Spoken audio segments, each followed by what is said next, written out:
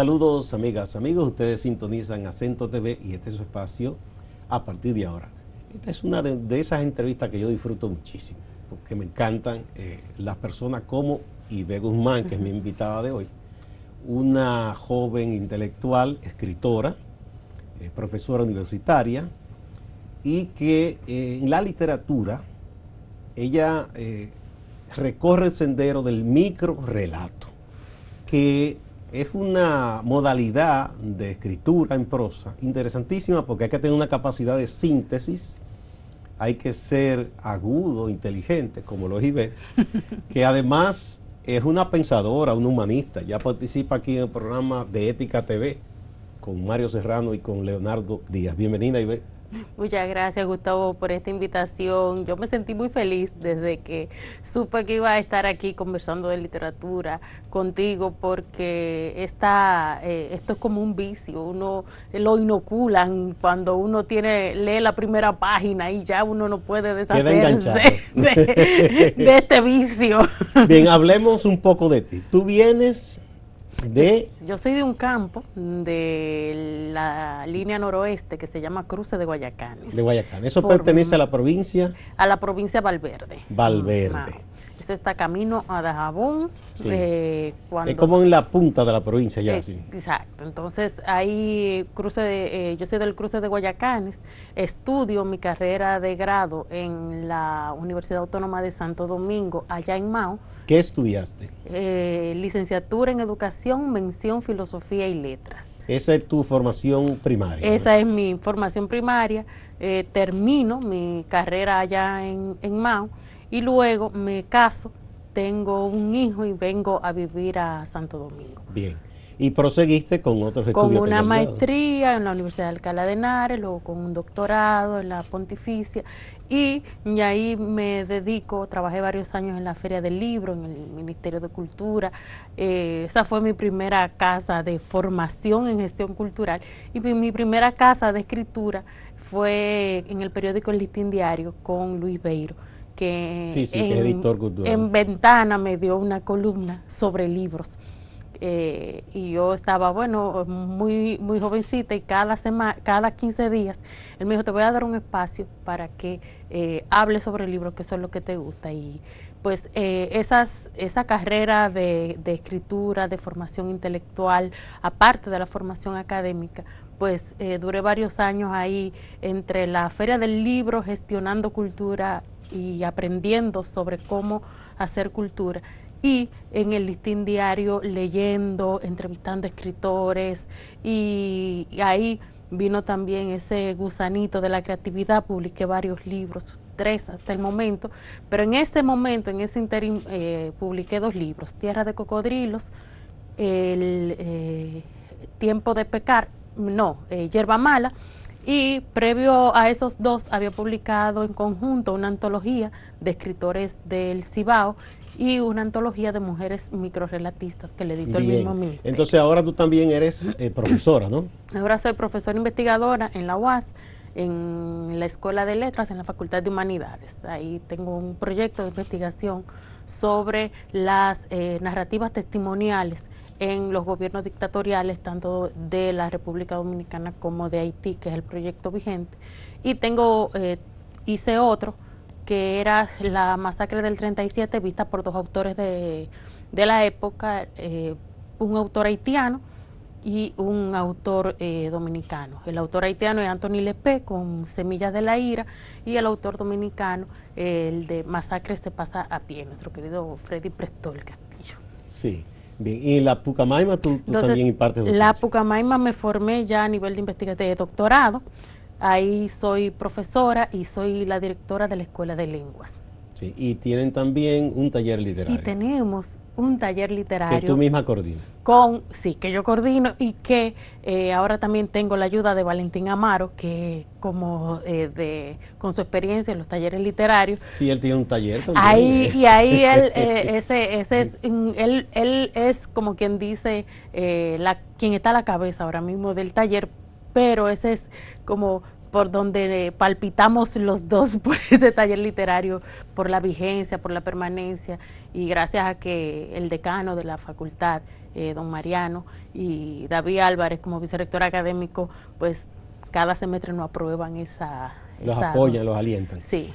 Bien, qué bueno que tú me hables de dónde tú vienes, lo que has hecho, ¿verdad? Y sobre todo tú me dices que hay como un grupo, ¿será? De mujeres que escriben microrelatos. Esa fue una antología de mujeres microrelatistas que eran en su momento, muchas de ellas eran miembros del taller de narradores de Santo Domingo, algunas de ellas como Raiza, Lady Laura, Piña. Ah, y no hay tremenda poeta, Lady también.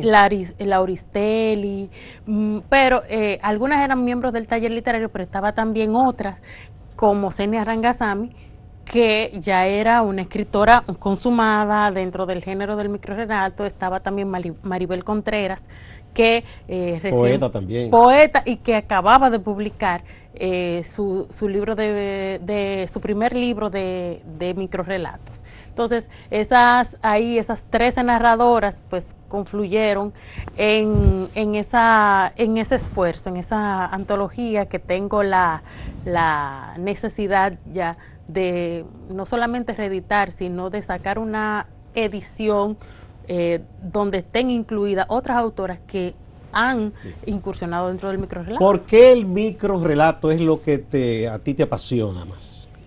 Yo creo que el microrelato es como parte de cómo yo soy. Yo siento que... ¿Cómo así? Sí, yo tengo una tendencia, siento que es una tendencia natural a decir lo que voy a decir pronto, directo y conciso.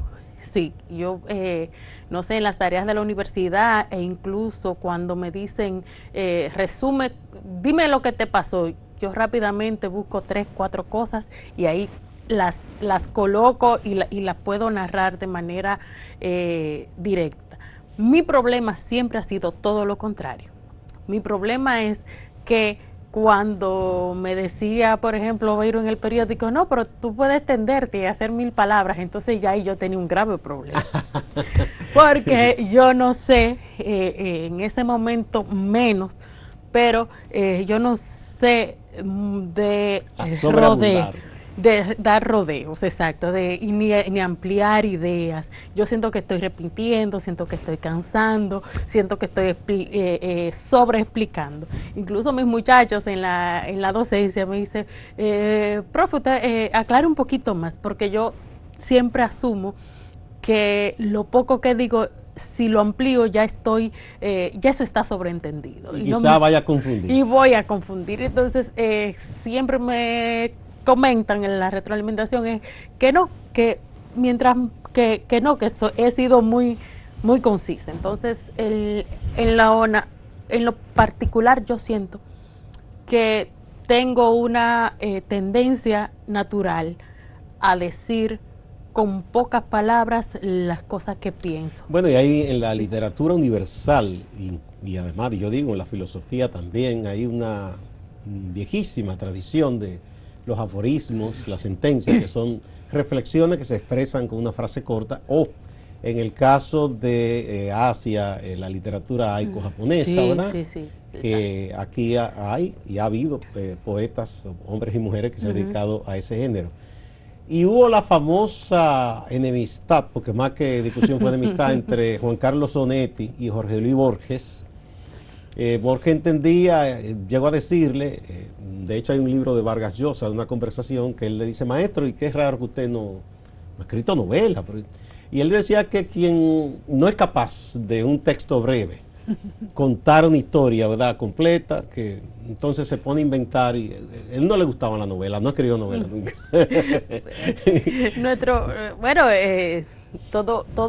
En nuestra dominicanidad amamos al Juan Bosch cuentista, más no al Bosch novelista. Bueno, una novela como por ejemplo Guerra y Paz, muy buena.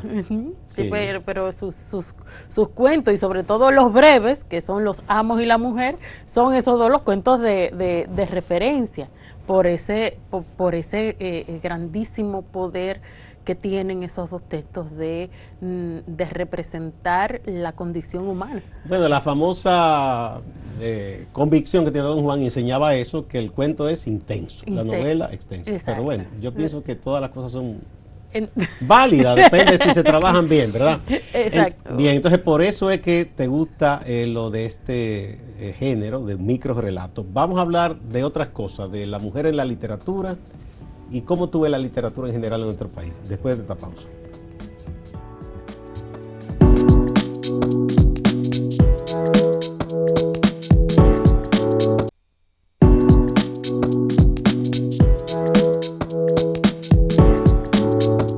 Muchas gracias por continuar en A Partir de Ahora. Ivette Guzmán, escritora, académica, profesora, es nuestra invitada de este día. Bueno, entonces eso es lo que te lleva a microrelatos, que se parece un poco a ti. De alguna manera dicen el estilo es la persona, o el hombre, o la mujer. Y también, sabe Gustavo, que uno termina escribiendo lo que más le gusta leer. Yo soy una gran lectora de cuentos. Y los cuentos breves tienen una tendencia también a dejar una huella muy importante para mí. Siento que ese golpe que decía Bosch en sus apuntes sobre el arte de escribir cuentos, de que el cuento se gana por nocaut y la novela por acumulación de puntos, siento que las historias breves en lo personal dejan una huella muy importante, me dejan ese latido, me dejan ese golpe, y yo creo por eso en las historias breves, porque en lo personal esas historias son las que a mí me dan se mantienen en mi memoria afectiva. Siento que esas historias con esos grandes golpes o de humor o de tragedia, o esas salidas repentinas, hoy me dejan se me quedan en el corazón. En la novela pasa que la novela, cuando la leo, que he leído grandes novelas, por ejemplo, se me queda como un universo. Cuando yo hago memoria de una novela que leí, el corazón no me late. Es como que la memoria, es como si yo respirara y me fuera a un lugar, a un espacio, a un mundo creado con palabras. Entonces, para mí la novela es como una evocación, la evocación de un gran episodio que pasé leyendo, como de un gran disfrute. Y el cuento es lo que yo sí siento que me da como, cuando me acuerdo de una gran historia, me da como un periquito, como decimos los dominicanos. Pues, por ejemplo... te emociona más, te impacta más. Ese cuento, por ejemplo, La siesta del martes, de García Márquez, y del general y el dentista, un día de estos. Sí.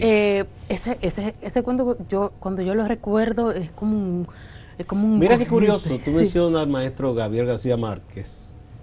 Él dijo una vez que duró 20 años pensando a 100 años de soledad y 5 escribiéndolo. Y tú que conoces bien su obra, muchas de esas historias, tú mencionas ese cuento, pero eso está metido en La mala hora también. Exacto. Él tiende a trabajar los personajes y situaciones en más de una historia. En un momento dijo que él pensó que no iba a lograr 100 años de soledad, entonces muchos de los personajes y situaciones los fue sacando en cuentos o en libros breves. Es así. Sabe que Vargas Llosa, que su tesis doctoral fue sobre la obra de García Márquez. Historia de un deicidio. La novela, y él hablaba precisamente de 100 años de soledad, que la obra de García Márquez, que esa era una novela total.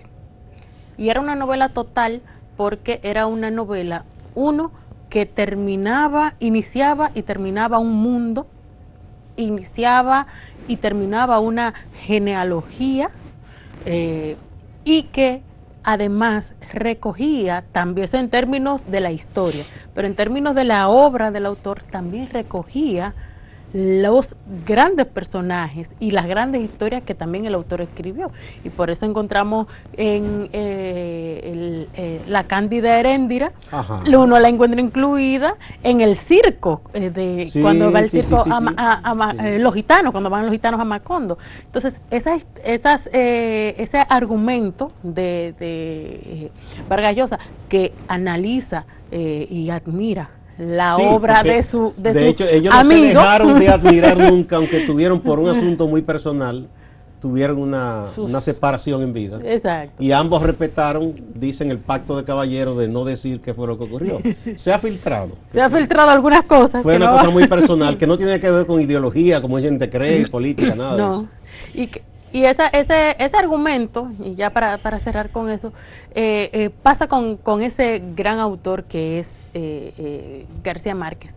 También creo mucho que hay personajes de tanta fuerza, y le pasa mucho a los novelistas, que hay personajes que tienen tanta fuerza que no se agotan en un cuento. Y hay que, casi como que quieren una independencia. Y sí, y hay que seguirlos trabajando, y hay que seguirle dejando su mundo libre. Bueno, Sábato se refería, Ernesto Sábato, a esa fuerza de los personajes que en un momento casi como que dominan al creador, que decía que eran los fantasmas, y Vargas Llosa le llama los demonios, que en un momento, y muchos autores han jugado con esto, propio Miguel de Unamuno, que hay un personaje que después mata al autor. Y recuerdo que Edgar Allan Poe, hay una anécdota que le decía a su compañera, le decían, pero usted escribe esas historias de terror tan fuertes. Dice él, usted como muy valiente, dice, no se crea, cuando las escribo de noche le digo a mi compañera, no te duermas. Le daba miedo. No te duermas. Bien, entonces, ver cómo tú ves, es la otra parte que quería conversar contigo, el mundo de la literatura en República Dominicana, de los libros, los lectores y quienes tienen vocación por la escritura, sea por la prosa, el relato, el cuento, la novela, o en el caso de la poesía. ¿Cómo tú ves? ¿Estamos en un buen momento?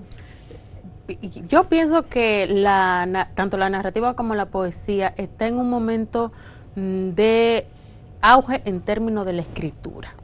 Hay muchos y muchas representantes del cuento, la novela, la poesía, escribiendo, publicando. Hay talleres de literatura de donde hay muchachos y muchachas muy buenas, con mucho talento, y de donde han salido también digamos, una cala de narradores y de poetas con talento y con capacidad. Que sí pienso que falta, si vamos a hablar que falta y que ha habido un descenso en los últimos años, es en la motivación hacia el escribir. ¿Qué pasa con un joven, con una joven, lo que discutíamos fuera de cámara, que quiere dedicarse únicamente a escribir?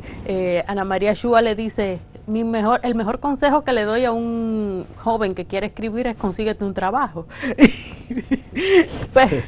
pero sí, los concursos literarios, las instituciones que apoyan la Editora Nacional, sí ha tenido un descenso en la última gestión, en publicar a poetas y a narradores jóvenes, y los premios literarios del ministerio sufrieron, sobre todo en la última gestión, a partir de Pedro Vergés, una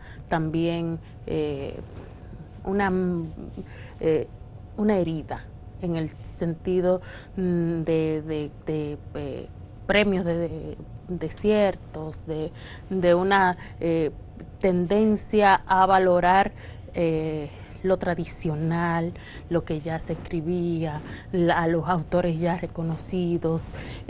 Hubo esa tendencia no a mirar lo nuevo, a premiar lo nuevo. Pero existe un concurso que viejísimo, que es el, por ejemplo, de la literatura juvenil, que se ha mantenido. El premio joven de la Feria del Libro, tiene varios años que no se da. Pero pero ¿cuál fue que se dio? Porque recientemente un joven que es egresado de la UAS, que por cierto a veces colabora con nosotros, Ronnie, que ganó ese concurso.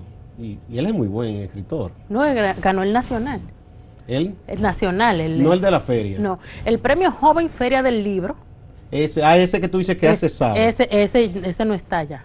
Ese no, bueno, está institucionalizado y está registrado, pero tiene varios años. Bueno, la feria de hecho no se pudo celebrar como era, por todo esto de la pandemia además. Esas son otras, exacto, otras historias. Vamos a otra pausa y retornamos. Exacto.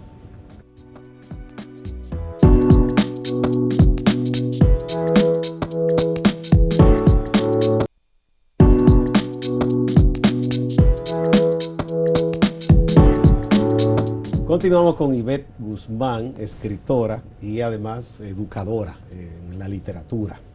Bueno, entonces tú entiendes que el talento está ahí, pero sí, tú que eres profesora, ¿cómo están saliendo los muchachos y muchachas del bachillerato? ¿Tú piensas que todavía en el bachillerato hay gente que aprende más o menos el arte de escribir, que adquiere el hábito por la buena lectura? Ahí tenemos primero que hablar de la situación de la educación pública y privada en la República Dominicana.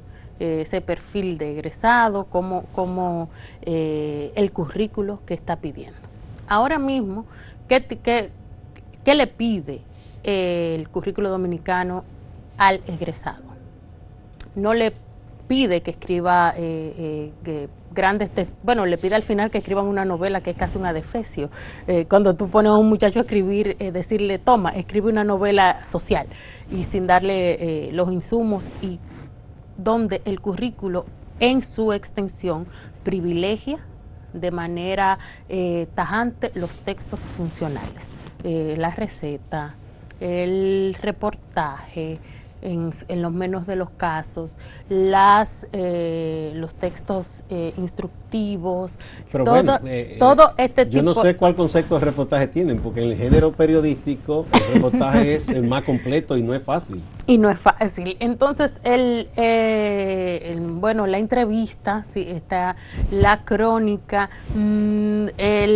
se privilegia que los muchachos salgan produciendo textos funcionales, un currículo, una carta, y eso es con una visión de que el egresado salga a trabajar y a conseguir dinero. Crematístico. Exacto. Entonces, esa tendencia a ese muchacho, esa muchacha que escribe, o ese interés del centro de la educación, porque el muchacho escriba cuentos, poemas, está como transversalidad dentro del currículo, pero el que quiere lo hace y el que no quiere no lo hace. Entonces, ¿qué tenemos como resultado de esa realidad?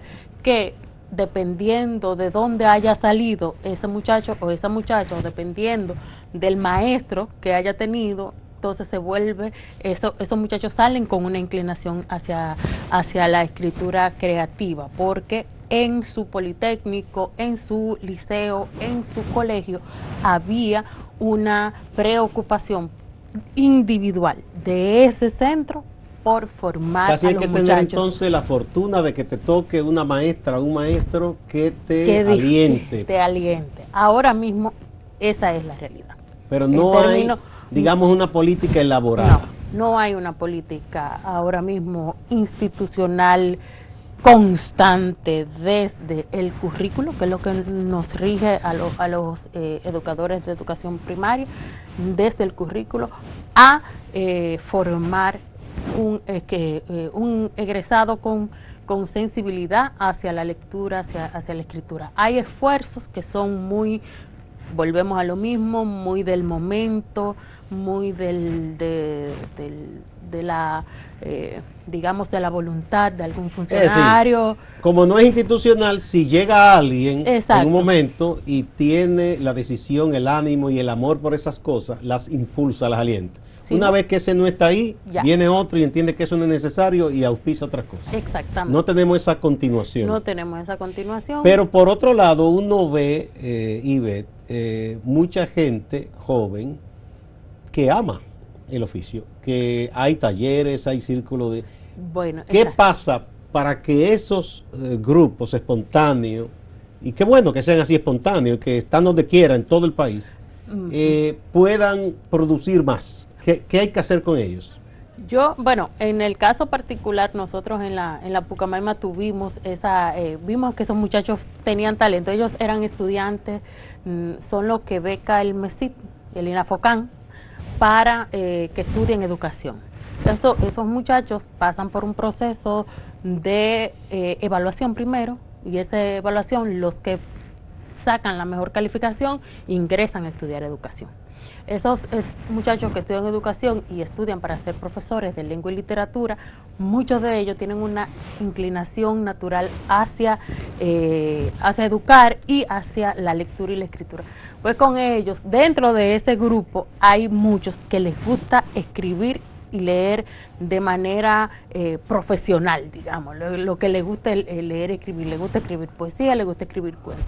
Bueno, pues a esos nosotros los aprovechamos y dijimos, bueno, no vamos a esperar que venga una política institucional, vamos a inventárnosla nosotros, vamos a hacer un taller, y por eso te decía al principio que las autoridades en este momento en la Pucamaima nos han ayudado mucho, nos han dicho, está bien, dale para allá, ahora queremos publicar el resultado de los mejores poemas y los mejores cuentos que ellos han trabajado, y con eso, en el caso particular, porque volvemos a lo mismo, ¿verdad? Cuando hay un esfuerzo, bueno, pues la institución apoya, pero si a lo mejor esperemos que quede ya institucionalizado y que ya luego que vengan otros directores. Pues, y el sector privado, ¿qué papel tú vislumbras que pudiera ejercer la parte privada para ayudar? Concursos y talleres.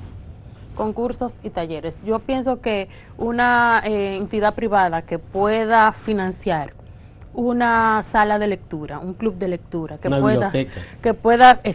una biblioteca con los lectores, ¿verdad? Con los clubes de lectura, con los talleres de escritura creativa, con la promoción, con los concursos, con la publicación de esos concursos, ya yo creo que con eso estaríamos... Eso aporta muchísimo. Bueno, qué bueno y conversar contigo. Lástima que se nos fue el tiempo. ¿Dónde podemos conseguir tus libros? Ahora mismo en Cuesta tenemos el último Tiempo de Pecar, y Editorial Santuario con el maestro Isael Pérez tiene también los libros. Muy bien, y supongo que los tienes en línea también, ¿no?